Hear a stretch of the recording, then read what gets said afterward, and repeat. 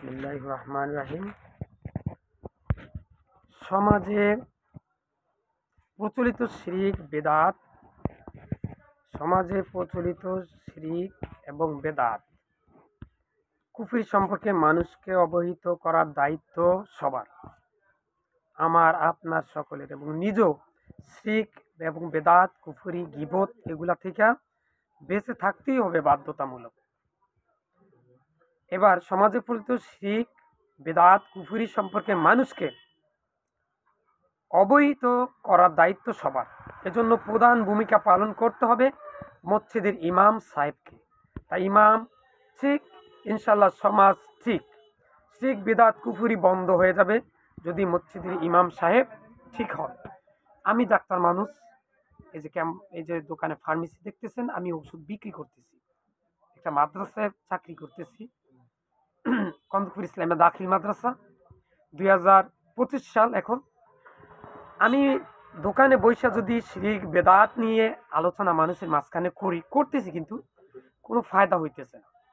কিন্তু একজন মসজিদের ইমাম সাহেব যদি এই বিষয় নিয়ে আলোচনা করেন, তাহলে মানুষের মাঝখানে জিনিসটা খুব সুন্দর হবে এবং মানুষ তার সাদরে গ্রহণ করে নিয়ে যাবে ইনশাল্লাহ।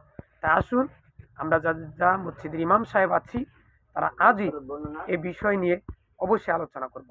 প্রচলিত শিরক বিদআত কুফরির উপর আলোচনা করতে বলুন আপনার জনপ্রিয় বক্তাকে, দেখবেন সস্তা জনপ্রিয়তা কোথায় গিয়ে পৌঁছায়।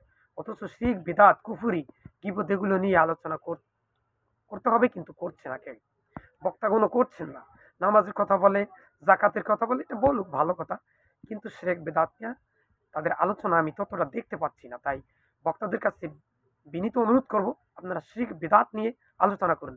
কেননা পবিত্র কোরআন আছে, ইয়া বুনাইয়া লা তুশরিক বিল্লাহি শাইআ ইন্না শিরকা লা যুলমুন আযীম। শিরক মহা বিপদ, মহা অপরাধ। শিরক করে কেউ যদি মারা যায়, তাহলে সে জাহান্নামে যাবে, আল্লাহ পাক তাকে ক্ষমা করবেন না। কিন্তু তওবা করতে পারলে, কিন্তু তওবা কি নসিব হবে? কিন্তু সবসময় আমি শিরক বেদাত কুফরি করেই যাচ্ছি, গীবত করেই যাচ্ছি। আগের তো এগুলো ক্ষমা চেয়ে নিতে হবে।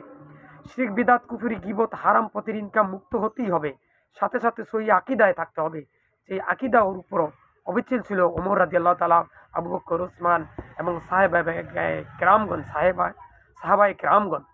আসুন আজ থেকে আমরা শিরক বেদাত মুক্ত থাকি, শিরক বেদাত মুক্তভাবে ইবাদত বন্দি করি, শিরক বেদাত কুফরি গীবত মুক্ত কথাবার্তা বলি, এবং সন্তানকে শিরক বেদাত কুফরি জারফুক মুক্ত মাদ্রাসা প্রতিষ্ঠানে ভর্তি করে দিব। যেই মাদ্রাসার হুজুর না, যে মাদ্রাসার উস্তাদ শিরক বেদাত যুক্ত আছেন, ওগুলা নিয়ে চর্চা করেন বা ওগুলোর মধ্যে লিপিবদ্ধ আছেন, ওদের মধ্যে আছেন, সেখানে আমার সন্তানকে, আপনার সন্তানকে কখনো ভর্তি করাবেন না। কিন্তু সন্তানকে ইলমে দ্বীন শিক্ষা দিতে হবে। তবে সেটা হতে হবে শিরক বেদাত কুফরি মুক্ত সহি আকীদা, কোরআন হাদিসের আলোকে হতে হবে, কোরআন হাদিসের আকীদা অনুযায়ী হতে হবে, আল্লাহ রাসূলের আকীদা অনুযায়ী হতে হবে। আসসালামু আলাইকুম। আল্লাহু আকবার। লা ইলাহা, সব বললাম মাঝখানে এখনই